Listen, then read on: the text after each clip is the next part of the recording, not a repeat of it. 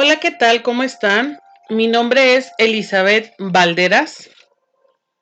Bienvenidos al Centro de Entrenamiento de Alta Dirección, donde proporcionamos soluciones operativas efectivas para las empresas. En este video aprenderás cuáles son los elementos a considerar antes de preparar un curso de capacitación. Lección número 1. Antes de empezar a diseñar un curso de capacitación, primero tenemos que analizar a quién vamos a enfocar ese curso de capacitación.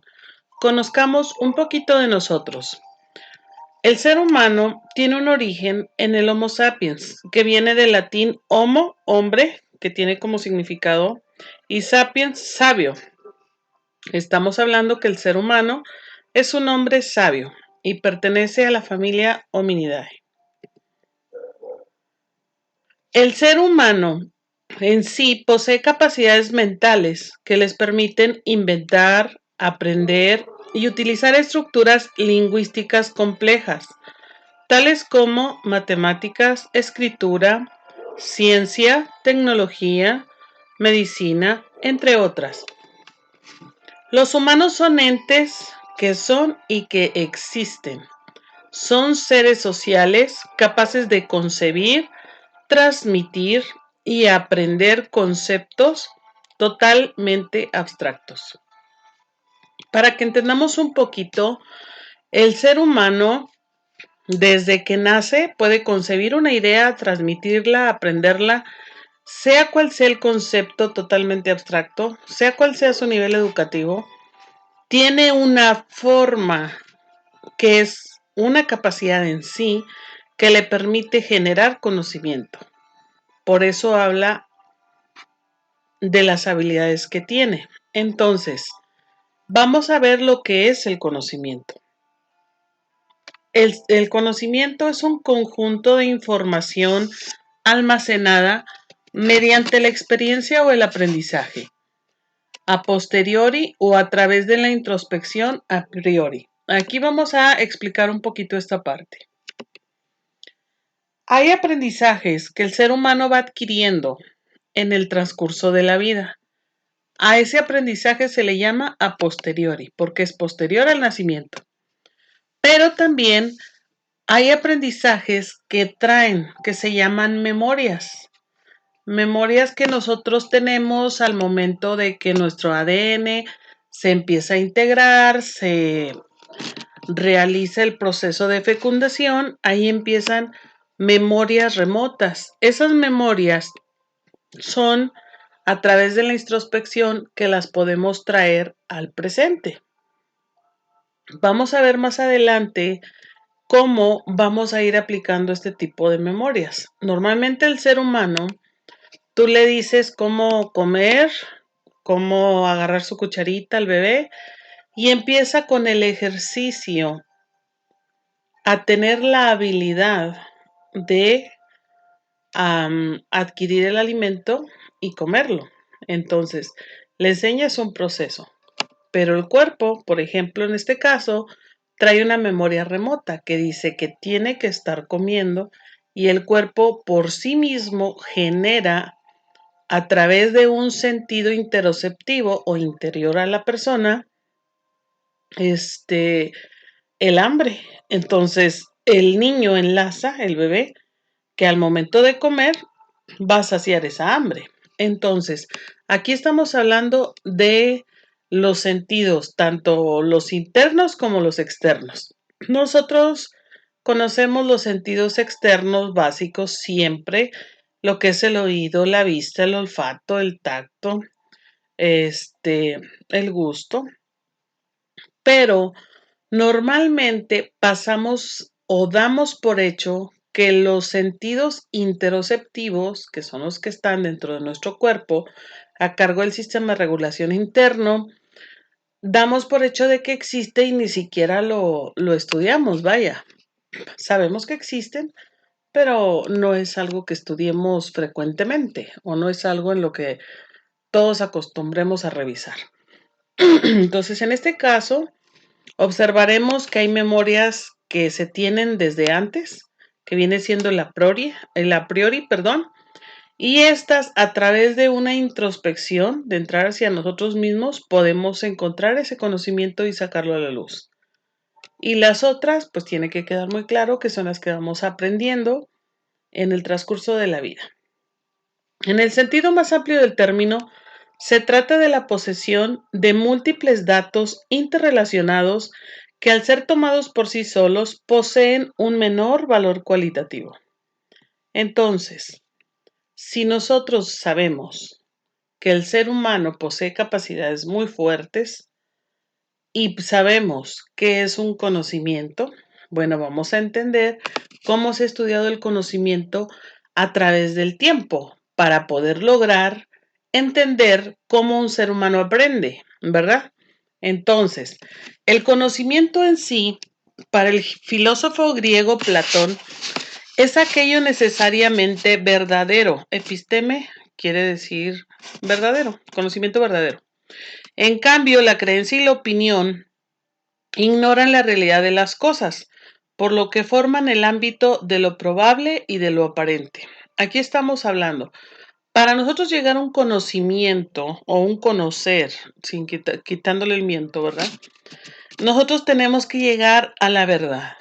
Para poder llegar a la verdad, nosotros necesitamos un proceso de análisis que se realiza entre un objeto de conocimiento o algo que queremos aprender o algo que queremos enseñar o algo que queremos dominar.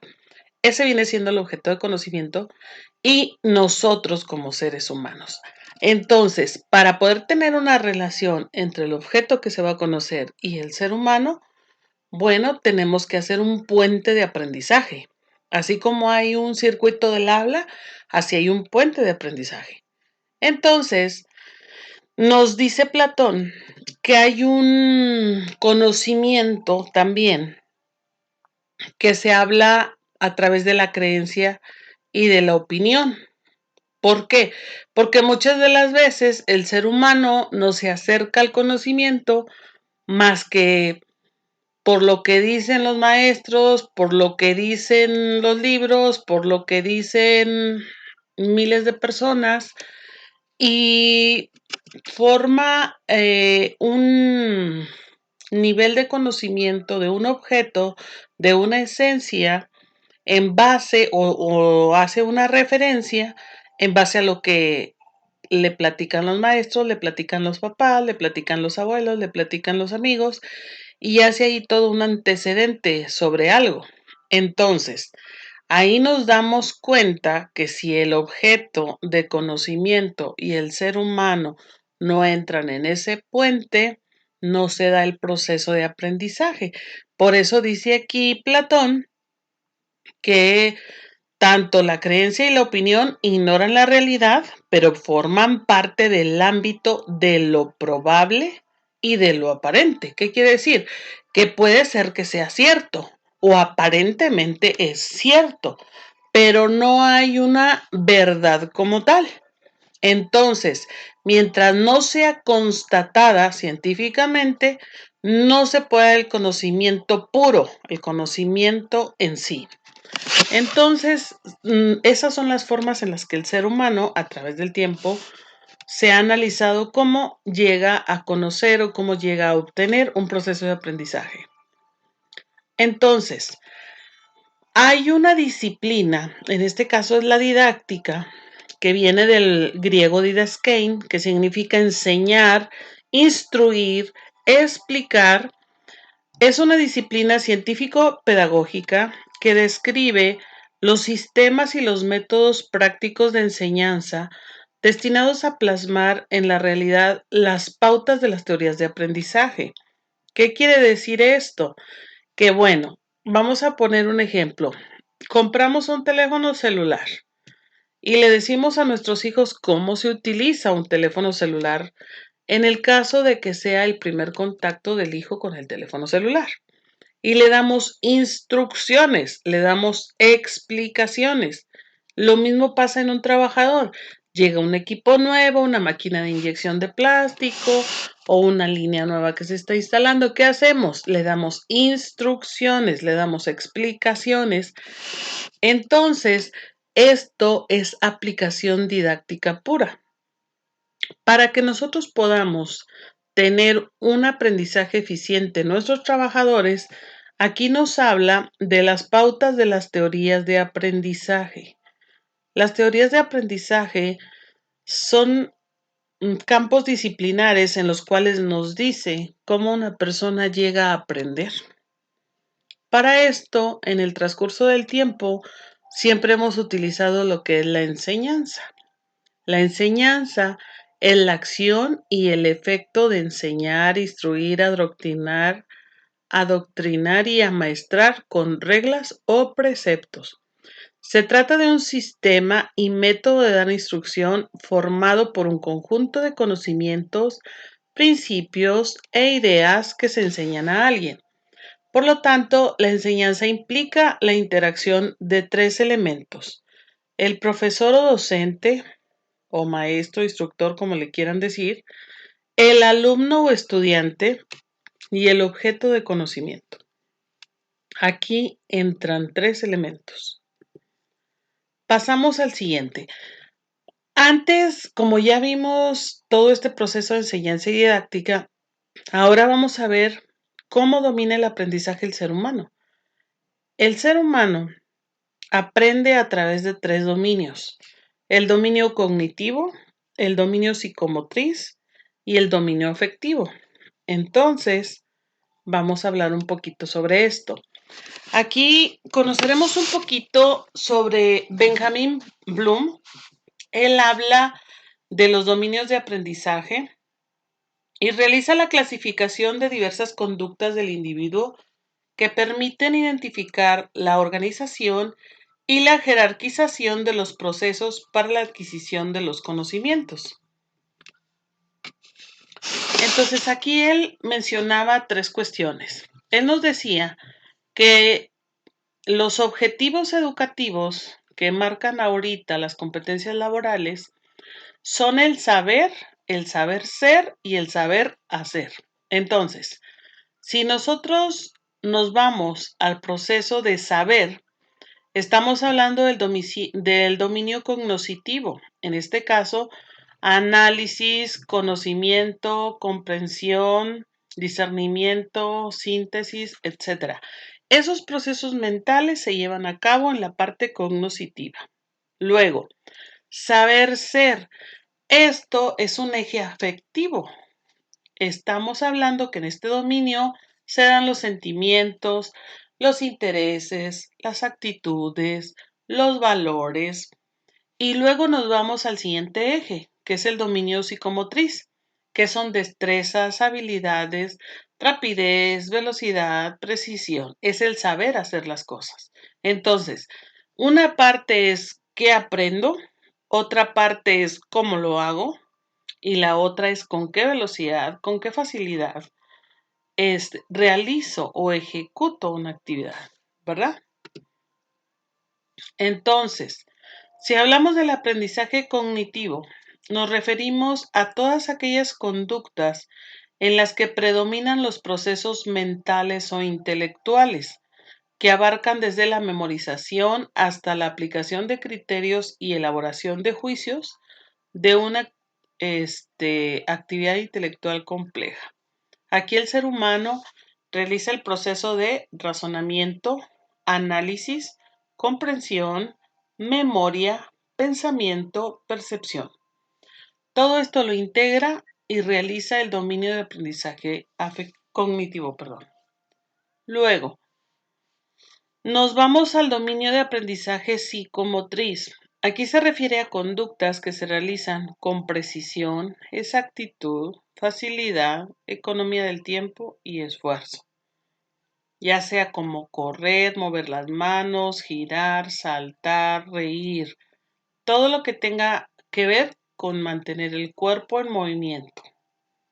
Entonces, la mayoría de nuestros operadores tienen que desarrollar el eje de aprendizaje psicomotriz. Entonces, aquí aplicaríamos una teoría psicomotriz, una enseñanza psicomotriz y un proceso de objeto de conocimiento psicomotriz. Nos iríamos en esa dirección, aunque ya luego definiríamos la teoría, si va a ser por estímulo-respuesta, gestaltista, este, no sé, la que quieran elegir, naturalista, inmanentista, etcétera.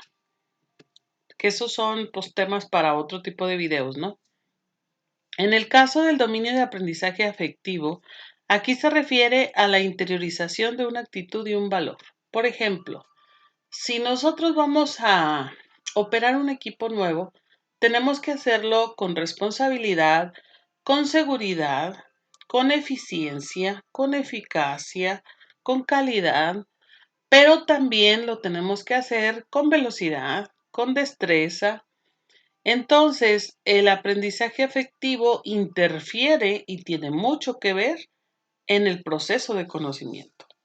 Entonces, una vez que nosotros entendamos todo esto, ahora sí podemos saber sobre qué ejes aprende un ser humano. Y sobre esto podemos diseñar un curso de capacitación que vaya dirigido a la persona o al grupo de personas que queremos que reciban entrenamiento, instrucción, adoctrinamiento o simplemente un curso de capacitación, ¿verdad? Entonces, continuaremos con los siguientes procesos en las siguientes presentaciones.